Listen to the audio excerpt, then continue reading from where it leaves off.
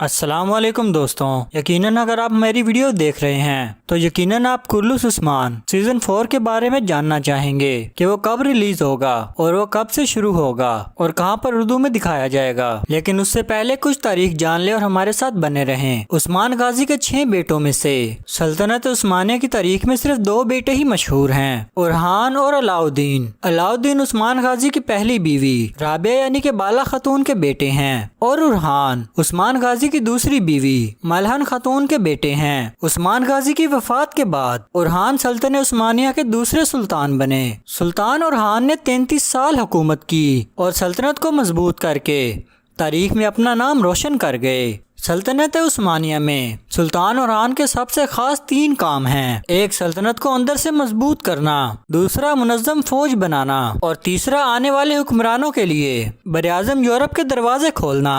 انہی 3 وجوہات کی بنا پر سلطان اورحان کو مورخین سلطنت عثمانیہ کا اصل بانی اور سلطان کہلانے کا حقدار سمجھتے ہیں۔ سلطان اورحان کی پیدائش کے متعلق 3 روایات ملتی ہیں۔ آپ کی تاریخ پیدائش 1280 عیسوی، 1284 عیسوی یا پھر 1288 عیسوی بتائی جاتی ہے۔ سلطان اورحان نے جب بروسا شہر فتح کر کے اپنے والد عثمان غازی کو خوشخبری سنائی تو اس وقت عثمان غازی نے یہ اعلان کیا کہ میرے بعد میرا بیٹا اورحان اس نئی حکومت کا وارث ہوگا۔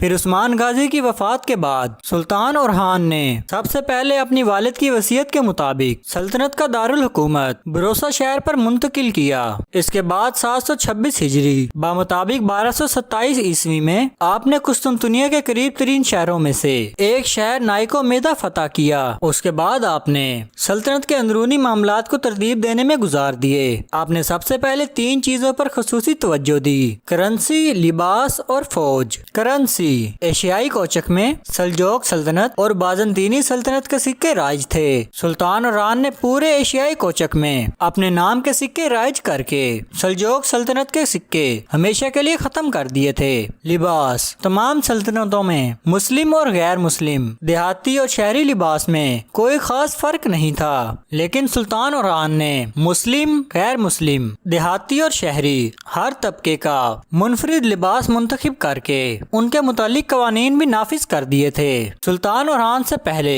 ارطغرل غازی اور عثمان غازی کا طریقہ یہ تھا کہ جب وہ کسی مہم پر جاتے تو وہ مسلم قبائل میں پہلے اطلاع دیتے کہ جہاد میں شرکت کرنے کے لیے جو خوشی سے آنا چاہے وہ فلاں دن فلاں مقام پر آ جائے، اور ان مجاہدین کی نہ کوئی خاص یونیفارم تھی اور نہ ہی کوئی خاص تنخواہ مقرر تھی، بس جو مال غنیمت میں حاصل ہوتا وہ آپس میں تقسیم کر لیتے۔ بلکہ سلطان اورحان سے پہلے کسی بھی سلطنت نے بھی ایسی فوج نہیں بنائی تھی جس کی باقاعدہ ٹریننگ کی گئی ہو اور ان کا لباس بھی عام لوگوں سے مختلف ہو، اور اس کام کا کریڈٹ بھی سلطان اورحان کو جاتا ہے۔ آپ نے دنیا کی پہلی منظم فوج بنائی تھی۔ فوجی نظام غازی اورحان کا ایک ایسا کارنامہ تھا جس نے سلطنت عثمانیہ کو تقریباً 300 سال تک فائدہ پہنچایا۔ سلطان اورحان نے فوج کو 4 گروپوں میں تقسیم کیا تھا: پیادے یعنی چری، اکنجی اور جاسوس سپاہی۔ جاسوس سپاہی دراصل سفید داڑھی والے ہی تھے اور یہ عثمان غازی سے پہلے سے منظم چلے آ رہے تھے۔ یہ اولیاء کی ایک متحد جماعت تھی۔ پیادے فوج: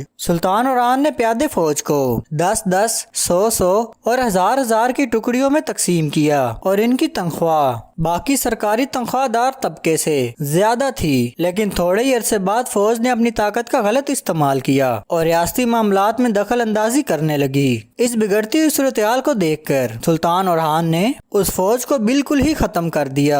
یونیچری پیادے فوج کو ختم کرنے کے بعد سلطان اورحان نے ایک نئی فوج تشکیل دی۔ اس فوج کو تاریخ میں یونیچری کہا جاتا ہے۔ سلطان اورحان نے جن عیسائی علاقوں کو فتح کیا تھا ان علاقوں میں جو بچے یتیم تھے، آپ نے ان بچوں سے یہ فوج بنائی۔ یتیم عیسائی بچوں کے لیے الگ تربیت گاہیں تعمیر کی گئیں اور ان کے دلوں میں اسلام کا جذبہ بھرپور انداز میں پیدا کیا گیا تاکہ میدان جنگ میں ان کا صرف ایک ہی نعرہ ہو: آزادی یا شہادت۔ انکشاریہ فوج: وہ فوج جو گروپوں میں تقسیم کی گئی۔ یہ فوج 2 گروپوں میں تقسیم کی گئی۔ ایک گروپ سلطنت عثمانیہ میں پروٹوکول کا کام کرتا، جیسے سلطان کے خصوصی گارڈز اور میدان جنگ میں سلطان کے دائیں بائیں چلنے والے سپاہی، اور دوسرا گروپ میدان جنگ میں جنگ لڑتا تھا۔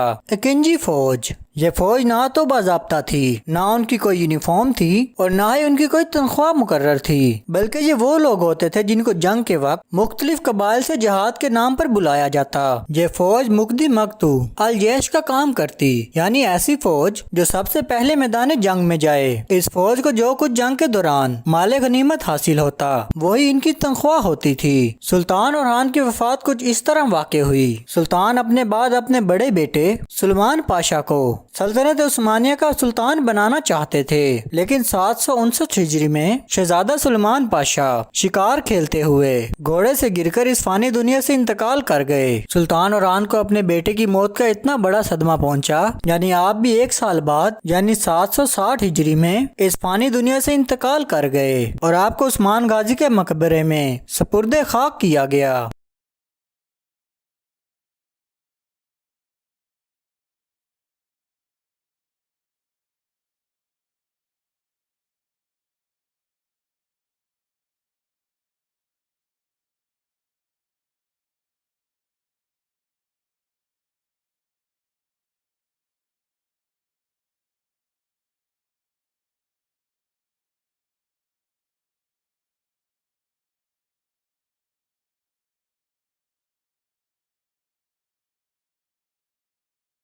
زور سے برہان کو آواز دیتا ہے تو برہان فوراً ہی اندر آ جاتا ہے۔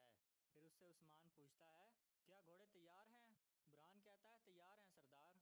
عثمان کہتا ہے، ہم وقت ضائع کیے بغیر فوراً ہی روانہ ہوں گے اور صبح ہونے تک ہم ترگت بیگ کے قبیلے پہنچ جائیں گے۔ یہ سن کر برہان وہاں سے واپس باہر نکل جاتا ہے۔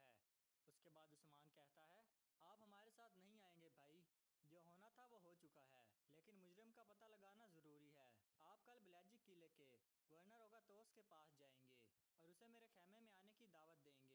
میں اس کی آنکھوں میں دیکھ کر اور پتہ لگاؤں گا کہ وہ مجرم ہے کہ نہیں۔ یہ کہہ کر عثمان وہاں سے باہر نکل جاتا ہے۔ دوسری طرف ترگت کے قبیلے میں دکھاتے ہیں۔ ترگت اپنی تلوار وہاں تیز کر رہا تھا اور کسی گہری سوچ میں پڑا ہوا تھا۔ اتنے میں اس کا خاص آدمی کوتان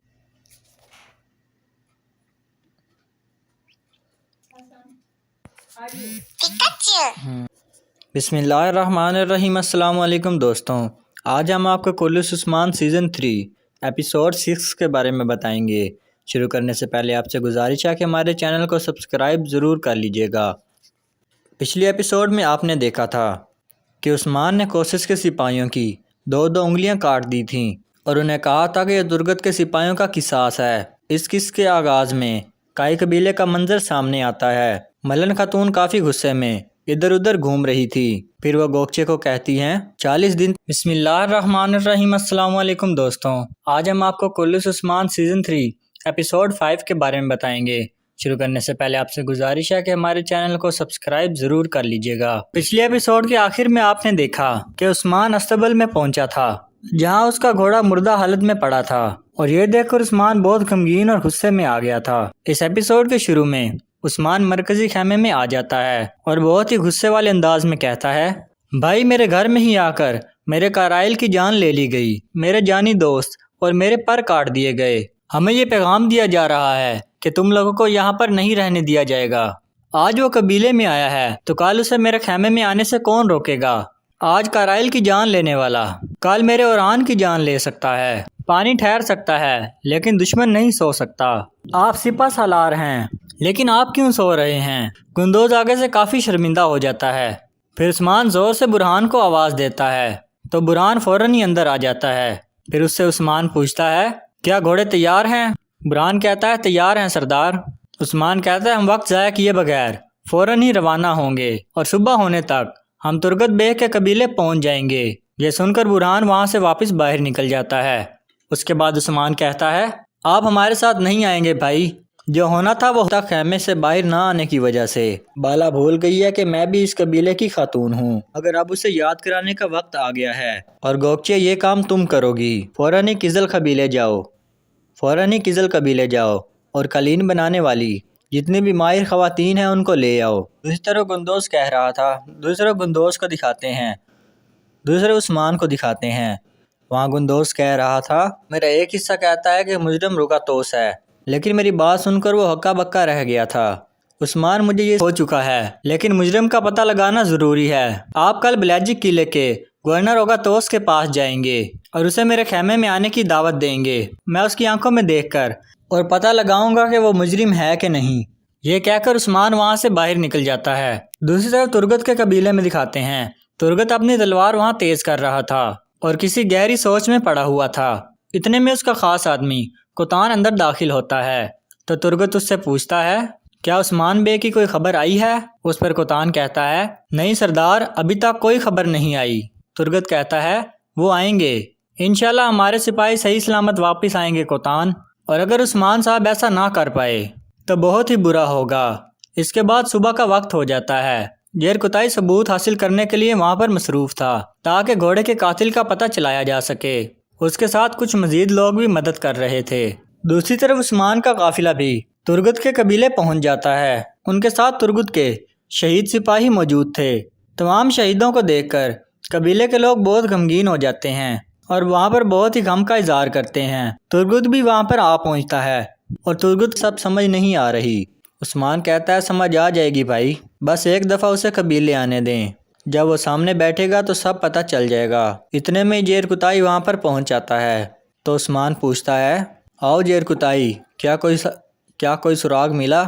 جیرکتائی کہتا ہے، نہیں ملا سردار، سارا ہی استبل چھان مارا، قبیلے کے آس پاس بھی دیکھا لیکن کچھ نہیں ملا۔ یہ سن کر عثمان کچھ پریشان ہو جاتا ہے اور پھر اکیلا ہی ایک طرف چل پڑتا ہے۔ دوسری طرف ہرمن کایا قلعے میں گورنر کوسس باورچی خانے میں گوشت کاٹ رہا تھا اور ماری کو کہہ رہا تھا، آج شام آیا نکولا یہاں پر آئے گا۔ اتنے میں کوسس کا ایک کمانڈر اندر آ جاتا ہے اور آ کر کہتا ہے، حضور ایک اہم معاملہ ہے، عثمان نے ہمارے سپاہیوں کی انگلیاں کاٹ ڈالی ہیں۔ یہ سن کر کوسس اور ماری کچھ پریشان کی آنکھوں میں بھی آنسو تھے۔ اتنے میں ایک بچہ ترگت کو کہتا ہے، سردار، آپ نے وعدہ کیا تھا کہ آپ میرے بابا کو واپس لائیں گے، لیکن انہیں شہید کر دیا گیا اور پھر ان کی انگلیاں بھی کاٹ دی گئیں۔ یہ سن کر ترگت مزید غمگین ہو جاتا ہے اور وہیں پر قبیلے کی خواتین رو رہی تھیں۔ پھر ترگت عثمان کی طرف بڑھتے ہوئے کہتا ہے، عثمان صاحب، تمام قبائل کو اپنے پیچھے کھڑے کرنے والے عثمان، آپ ہم سے کیا ہوا وعدہ پورا نہ کر سکے، آپ گورنر کے جال میں پھنس گئے۔ یہ سن کر گوکتو کہتا ہے، زبان سنبھال کر بات کریں ترگت صاحب، آپ کے سامنے ارطغرل غازی کے بیٹے عثمان صاحب کھڑے ہیں، اس پر ترگت کہتا ہے لیکن وعدہ پورا نہیں ہوا، آپ نے ان کی بہن کو صحیح سلامت وہاں پر پہنچایا، اور میرے جانی ساتھیوں کا کیا ہوا؟ بتائیں عثمان صاحب کیسے ہوا یہ؟ عثمان کہتا ہے انتقام کی آگ اپنے مالک کو بھی جلا ڈالتی ہے، آپ قبیلے کے سردار ہو، اگر آپ جلے تو آپ کے خیمے بھی جلیں گے۔ ترگت کہتا ہے ہم پہلے ہی جل رہے ہیں، کیا آپ دیکھ نہیں رہے؟ اب ہماری آگ لگانے کا وقت ہے، اب آپ ان کے قریب مت رہیے گا عثمان صاحب، تاکہ آپ جلنے سے بچ سکیں۔ عثمان کہتا ہے بچوں والے کام مت کریں۔ پھر ترگت کہتا ہے ہم اپنے سپاہیوں کا خون رائے گا نہیں جانے جان ہو جاتے ہیں۔ پھر کوسس مسکراتے ہوئے کہتا ہے صرف انگلیاں کاٹنے کا مطلب ہے کہ سپاہیوں کو مارنے کا شک اسے رگاتوس پر ہے، یعنی ہمیں اس واقعے کا ذمہ دار نہیں ٹھہرایا۔ یہ سن کر ماری بھی ہنس پڑتی ہے۔ طرف عثمان کو دکھاتے ہیں، عثمان قبیلے سے باہر ایک جگہ پر اکیلا ہی کھڑا تھا اور اپنے دل میں کہہ رہا تھا کرائل تم میرے ہم سفر رہے، تم سالوں سے میرے ساتھ تھے، مجھے ایک کے بعد ایک مارکے میں لے جاتے رہے، میری جان تمہاری مقروض ہے۔ پھر عثمان کو خیال آتا ہے کہ جیسے اس کا گھوڑا دیں گے اس کوسس کا سر دھڑ سے جدا کر دیں گے۔ عثمان کہتا ہے اس معاملے میں بھی پتہ نہیں ہے کہ کوسس کا ہاتھ اس میں ہے بھی کہ نہیں، اس کے اندر کوئی اور معاملہ ہے، ہمیں تھوڑا انتظار کرنا ہوگا۔ آپ کے سپاہی شہید ہوئے ہیں اور انہیں شہادت کا ایک مقدس مقام حاصل ہوا ہے، ابھی انہیں دفنائیں اور سوگ منائیں۔ اس پر ترگت کہتا ہے پھر ٹھیک ہے عثمان صاحب، آپ کا بہت شکریہ۔ اس کے بعد عثمان اور اس کے سپاہی واپس روانہ ہو جاتے ہیں۔ دوسری طرف گندوز کو دکھاتے ہیں۔ گندوز بلیجک قبیلے پہنچ چکا تھا اور گورنر اوگاتوس سے کہہ رہا تھا اس دعوت کا کیا مطلب ہے گندوز صاحب؟ گندوز کہتا ہے آپ ایسے ظاہر مت کریں کہ آپ کو کچھ پتہ ہی نہیں، کیا ترگت بے کے سپاہیوں کی جان آپ نے لی ہے؟ یہ سن کر اوگاتوس چونک جاتا ہے اور حیرانگی کا اظہار کرتا ہے۔ پھر گندوز کہتا ہے جرم صرف ایک نہیں ہے گورنر، پہلے ترگت بے کے سپاہیوں کو مار دیا گیا اور پھر عثمان کے گھوڑے کو بھی مار دیا گیا۔ یہ سن کر گورنر کھڑا ہو جاتا ہے اور کہتا ہے میں بھلا ایسا کیوں کروں گا؟ گندوز دوڑتے ہوئے قبیلے سے گزر رہا ہو۔ اس کے بعد عثمان کہتا ہے میں اللہ کی قسم کھاتا ہوں کہ میرے پر کاٹنے والوں کو میں کرائل جیسے بے شمار اصیل گھوڑوں کے سموں تلے رون ڈالوں گا۔ میں قسم کھاتا ہوں کرائل، تمہارا خون میں رائے گاہ نہیں جانے دوں گا اور میں تمہارا انتقام لوں گا، گواہ رہنا میرے رب۔ اس کے بعد رات کا وقت ہو جاتا ہے۔ ارمن کایا قلعے میں ایک نقاب پوش شخص کھڑا تھا۔ کوسس کہتا ہے میرے پیارے دوست، میں نے اپنے سپاہیوں کو رگاتوس کے سپاہیوں کا لباس پہنا کر عثمان کی طرف روانہ کیا۔ کہتا ہے اس سوال کا جواب آپ عثمان کو دیں گے، سورج غروب ہونے تک ہم آپ کا قبیلے میں انتظار کریں گے گورنر۔ یہ کہہ کر گندوز وہاں سے واپس روانہ ہو جاتا ہے۔ دوسری طرف جنگل میں عثمان کو دکھاتے ہیں۔ عثمان کہہ رہا تھا برہان فوراً ہی گورنر کوسس کے پاس جاؤ، اسے بتاؤ کہ ہرمان کایا سے واپسی پر ہمارے اوپر حملہ ہوا تھا، دیکھیں کہ صحیح اسے پتہ ہے کہ نہیں، لیکن اگر وہ زبان سے جواب نہ دے تو اپنے ہاتھ اور اپنی آنکھ سے دے گا، بس تم اپنی آنکھیں کھلی رکھنا۔ یہ سن کر برہان وہاں سے روانہ ہو جاتا ہے۔ دوسری طرف گورنر کوسس اپنے قلعے میں ہی موجود تھا اور اپنے سپاہیوں کو کہہ رہا تھا مجھے اپنی قابلیت دکھاؤ، مجھ پر حملہ کرو۔ یہ سن کر دو سپاہی اس پر حملہ کر دیتے ہیں۔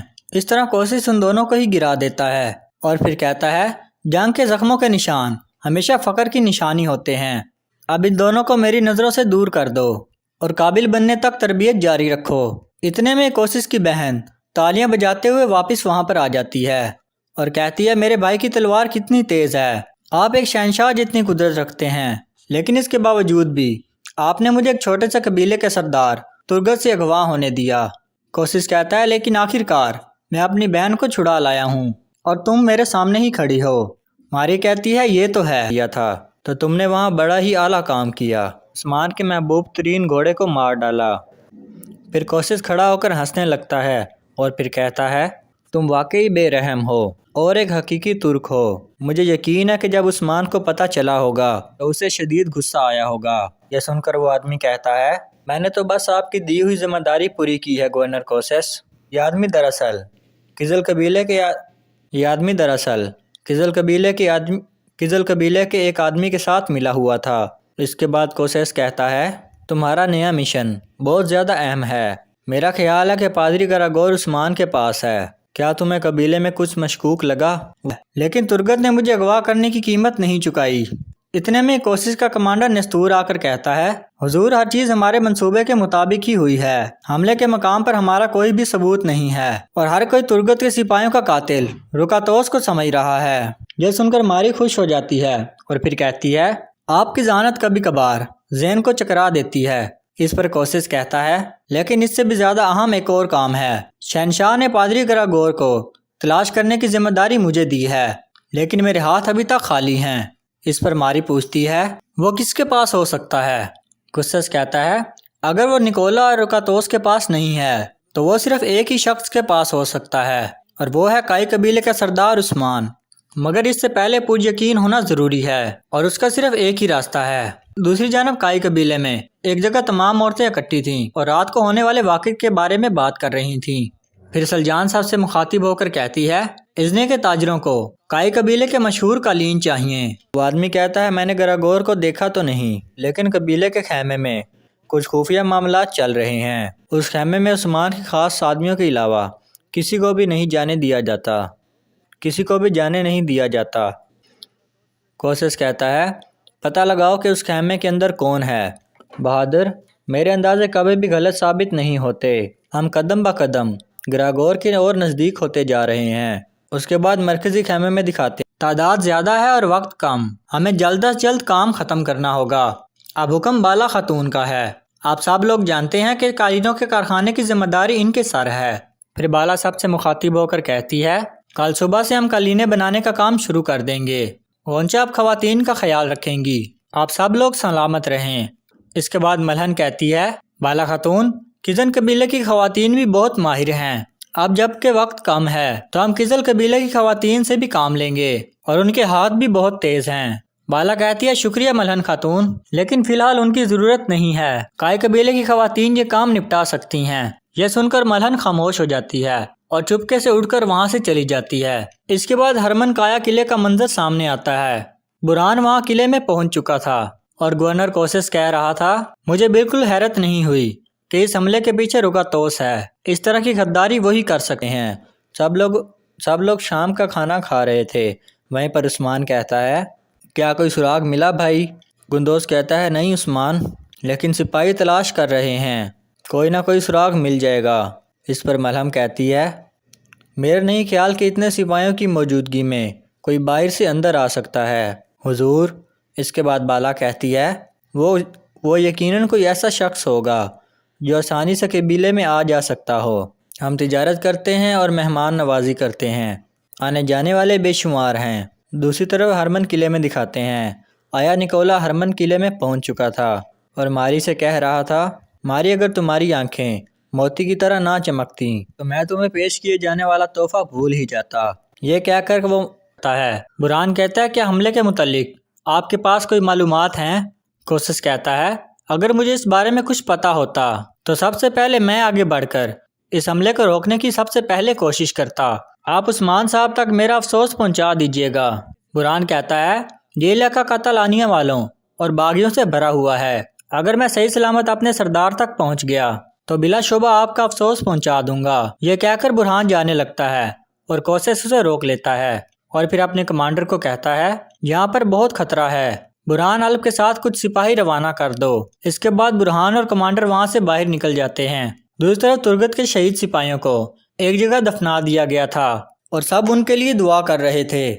इसके बाद तुर्गत कहता है, मेरे बहादुर सिपाहियों, ऐसा कब हुआ कि तुर्गत सरदार ने अपने सिपाहियों का इंतकाम ना लिया हो? काई कबीले के उस्मान साहब, लगता है कि वो सियासत के माहिर हो गए हैं। उन्हें अपनी मर्जी के रास्ते पर चलने दे। ये कहकर वो मारी को एक तोहफा पेश करता है, जिसे देखकर मारी कहती है, बहुत खूबसूरत है। फिर निकोला वो हार उठाकर कहता है, क्या इजाज़त है? तो मारी भी हाँ में सर हिला देती है। फिर वहीं पर निकोला उसे हार पहनाने लगता है। कुसैस भी वहीं पर बैठा ये सब मामला देख रहा था। इसके बाद मारी कहती है, निकोला, मुझे ये तोहफा बहुत पसंद आया। मैं शुक्रगुजार हूँ, लेकिन मैं आसानी से राज़ी हो जाने वाली औरतों में से नहीं हूँ। ये तरफ मारी एक तरफ जाकर अपनी कुर्सी पर बैठ जाती है तो निकोला उसके पास जाकर कहता है, तो तुम्हें खुश करने के लिए मुझे क्या करना होगा प्यारी मारी? अगर आप चाहो तो मैं दुनिया की तकदीर बदल सकता हूँ। मारी कहती है, मुझे अगवा करने वालों का नाम तो आप जानते ही होंगे। اس پر نکولا کہتا ہے ہاں ترگت۔ تو ماری کہتی ہے تو کیا اس سے بدلہ نہیں لیا جائے گا؟ نکولا کہتا ہے لیا جائے گا، میں وعدہ کرتا ہوں کہ لیا جائے گا۔ یہ سن کر ماری مسکرانے لگتی ہے۔ اتنے میں جلدی سے گورنر اگادوس اندر داخل ہوتے ہوئے کہتا ہے تمہیں یہاں دیکھ کر خوشی ہوئی نکولا، کچھ اہم معاملوں پر بات چیت کرنی ہے۔ پھر اگاتوس بھی اپنی کرسی پر بیٹھ جاتا ہے اور پھر کہتا ہے آخر عثمان نے ترگت کے جنگجوؤں کی موت کا الزام مجھ پر لگا دیا، کیا تمہیں اس حوالے سے کچھ دیں؟ اور اب ہمارا راستہ واضح ہے، ہمارے بھائی کافروں کے گندے منصوبے کا شکار بن گئے اور مجرم کا پتہ تک نہ چل سکا۔ ہمارے نزدیک اگر مجرم کوئی ایک نہیں ہے تو ہر کوئی ہی مجرم ہے۔ ہم اپنے بھائیوں کا خون خشک ہونے سے پہلے انتقام لیں گے اور اپنے سامنے آنے والے ہر کافر پر بھیڑیے کی طرح ٹوٹ پڑیں گے۔ پھر وہ سب اللہ اکبر کے نعرے لگانے لگتے ہیں۔ دوسری طرف کوسس کے سپاہی برہان کو لے کر آگے بڑھ رہے تھے کہ اتنے میں ہی سامنے سے عثمان آ جاتا ہے، پھر آس پاس سے عثمان کے سپاہی بھی سامنے آ جاتے ہیں۔ یہ دیکھ کر کوسس کے سپاہی نیچے اتر آتے ہیں اور اپنی تلواریں نکال لیتے ہیں اور پھر عثمان پر حملہ کر دیتے ہیں۔ پھر ایک منظر سامنے آتا ہے کہ جب عثمان برہان کو کہہ رہا تھا وقت دھندلا ہے لیکن ایک کہنا ہے کوسس کہتا ہے عثمان نے اس بارے میں مجھ سے بات کی تھی لیکن میں نے اسے کہا کہ یہ شکوک و شبہات درست نہیں ہیں۔ اس پر اگاتوس کہتا ہے اگر تم نہ بھی چاہو تو میں حقیقت کو سامنے لا کر رہوں گا۔ دوسری طرف کائی قبیلے میں پادری اندریاس کو دکھاتے ہیں۔ اندریاس اپنا ہاتھ سامنے لا کر کہہ رہا تھا دوسری طرف کائی قبیلے میں دکھاتے ہیں۔ اندریاس کہہ رہا تھا پادری حضرت ہمیں یہ چیز فوراً ہی آپ کے بازو سے نکالنی ہوگی، وقت کے ساتھ ساتھ آپ کا زخم بگڑتا جا رہا ہے۔ اس پر پادری گراگور کہتا ہے یہاں سے نکلنے سے پہلے ہم ایسا نہیں کر سکتے اندریاس، عثمان ایک ذہین آدمی ہے، اس نے یہاں پر چھپانے کے لیے ہمیں اغوا نہیں کیا، مجھے استعمال کر کے وہ آرتھوڈوکس اور کیتھولکس کے درمیان تنازع کو ہوا دینا چاہتا ہے۔ دوسرے مرکزی خیمے میں دکھاتے ہیں گندوز عثمان کو کہہ رہا تھا رات ہو چکی ہے عثمان صاحب، ظاہر ہے کہ اگاتوس اب نہیں آئے گا، اب ہمارا دشمن واضح ہے۔ اس پر عثمان کہتا ہے درست کہا آپ نے، اگاتوس نے ہماری دعوت قبول نہ کر کے شکوک و شبہات اپنی طرف موڑ لیے ہیں، اگر وہ نہ آیا تو ہم جائیں گے، پھر ہم جان لیں گے کہ وہ ڈر کی وجہ سے نہیں آیا یا پھر اپنی جرم کی وجہ سے۔ دوسری طرف قلعے میں دکھاتے ہیں ماری کہہ رہی تھی نکولا بھی دوسرے مردوں کی طرح جال میں پھنسنے کا انتظار کر رہا ہے، بات کا ہمیں پورا یقین ہے اور وہ یہ یقین ہے کہ کوسس نے ترگت کے سپاہیوں کی انگلیاں کاٹی تھیں۔ تم کوسس سے واپسی پر اپنے ساتھ کچھ سپاہیوں کو لازمی لے آنا۔ اسی طرح یہ عثمان کا ایک سارا منصوبہ تھا۔ کوسس کے تمام سپاہیوں کو قابو کر لیا جاتا ہے اور ان کا ایک ایک ہاتھ باندھ دیا جاتا ہے اور پھر عثمان اپنا خنجر نکال کر کہتا ہے ہاتھ کے بدلے ہاتھ، یہ کہہ کر وہ باری باری تمام سپاہیوں کی دو دو انگلیاں کاٹنے لگتا ہے اور اس طرح گورنر کے سپاہیوں کی ایک انگلی اور انگوٹھا کاٹ دیے جاتے ہیں۔ پھر گوکتو ان سب کے زخموں پر گرم خنجر لگاتا ہے تاکہ ان کا خون رک جائے۔ آخر میں عثمان کہتا ہے اب گورنر کوسس کے پاس جا کر بتا دینا کہ یہ ترگت بے کے سپاہیوں کی انگلیاں کاٹنے کا قصاص ہے اور اگر مجھے گواہی مل گئی کہ سپاہیوں کو قتل کرنے میں بھی اسی کا ہاتھ ہے اور پھر تم لوگوں کی جانیں بھی لے لی جاتی۔ یہ کہہ کر عثمان وہاں سے واپس چل پڑتا ہے اور یہیں پر اس ایپیسوڈ کا اختتام ہوتا ہے۔ دوستو اگر آپ کو ہماری ویڈیو اچھی لگی ہے تو لائک شیئر اور سبسکرائب ضرور کریے گا۔ ملتے ہیں اگلے ایپیسوڈ میں، اللہ حافظ۔ ایک ملازمہ کہتی ہے مجھے پورا یقین ہے کہ اسے پہلی نظر میں آپ سے پیار ہو گیا ہوگا۔ ماری کہتی ہے یہ تو واضح تھا، مجھے اغوا کرنے والے ترگت کا اب کیا بنے گا، اس بات کا اندازہ نہیں لگایا جا سکتا۔ اس کے بعد ماری وہاں سے اٹھ کر اپنے بستر کی طرف آ جاتی ہے تو اس کی ملازمہ کہتی ہے میں اپنی حد میں رہ کر آپ سے ایک سوال کرنا چاہتی ہوں، آپ آیا نکولا سے کیا چاہتی ہیں؟ ماری کہتی ہے مجھے اس سے وہی چاہیے جو میں نے دوسرے لوگوں سے چاہا، یعنی اس کی طاقت۔ میں چاہتی ہوں کہ پہلے ہم ذرا کھیلیں اور پھر میں اسے اپنی کٹ پتلی کی طرح استعمال کروں، جو میں کہوں وہ ویسا ہی کرے۔ اس کے بعد صبح کا وقت ہو جاتا ہے۔ کئی قبیلے میں عثمان کو دکھاتے ہیں، وہ اپنے خیمے سے باہر آ جاتا ہے اور گندوز سے آ کر پوچھتا ہے کیا اگاتوس کی کوئی خبر آئی ہے؟ اس پر گندوز کہتا ہے نہیں عثمان صاحب۔ اس پر عثمان چلتے ہوئے کہتا ہے تو پھر ہم جا رہے ہیں۔ یہ کہہ کر وہ جانے لگتے ہیں کہ اتنے میں ہی قبیلے کا ڈھول بجتا ہے۔ سپاہیوں کو دیکھ کر عثمان کہتا ہے یہ کوسس کے سپاہی ہیں، یہ کیسے یہاں پر آ گئے، ضروری کوئی اہم معاملہ ہے۔ پھر وہ سپاہی آگے عثمان کے پاس پہنچ جاتے ہیں پھر وہ سپاہی چلتے ہوئے آگے عثمان کے پاس پہنچ جاتے ہیں۔ ان میں کچھ برقع پوش آدمی بھی موجود تھے۔ قندوز پوچھتا ہے گورنر کوسس کہاں ہے؟ یہ سن کر وہ شخص اپنا نقاب اتار دیتا ہے جو دراصل گورنر رکاتوس تھا۔ اسے دیکھ کر سب چونک جاتے ہیں۔ پھر عثمان کہتا ہے رکاتوس آپ؟ اس پر رکاتوس کہتا ہے آپ نے مجھے دعوت دی اور میں آ گیا، آپ کو حیرت کیوں ہو رہی ہے عثمان صاحب؟ عثمان حیران ہو کر اس کی طرف دیکھنے لگتا ہے، اور یہیں پر اس ایپیسوڈ کا اختتام ہوتا ہے۔ دوستو اگر آپ کو ہماری ویڈیو اچھی لگی ہے تو لائک، شیئر اور سبسکرائب ضرور کریے گا۔ ملتے ہیں اگلی ایپیسوڈ میں۔ اللہ حافظ۔ رکاتوس کے پاس نہیں ہے تو وہ صرف ایک ہی شخص کے پاس ہو سکتا ہے، اور وہ ہے کائی قبیلے کا سردار عثمان۔ مگر اس سے پہلے پوری یقین ہونا ضروری ہے، اور اس کا صرف ایک ہی راستہ ہے۔ دوسری جانب کائی قبیلے میں ایک جگہ تمام عورتیں اکٹھی تھیں اور رات کو ہونے والے واقعے کے بارے میں بات کر رہی تھیں۔ پھر سلجان صاحب سے مخاطب ہو کر کہتی ہے ازنے کے تاجروں کو کائی قبیلے کے مشہور قالین چاہیے، تعداد زیادہ ہے اور وقت